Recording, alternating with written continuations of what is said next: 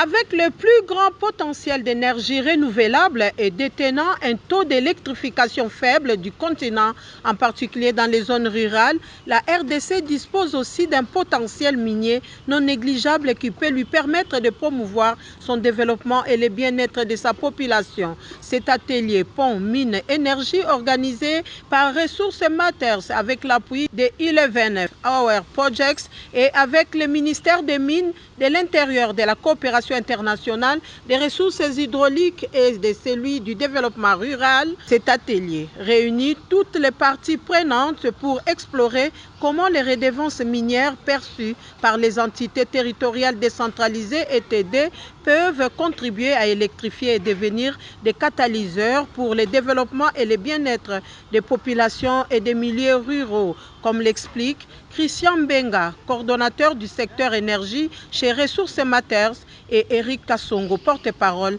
du réseau Mwangaza. Quels sont les défis auxquels ces ZTD sont confrontés dans le cadre de leur électrification et aussi voir dans quelle mesure on peut comprendre la manière dont ils gèrent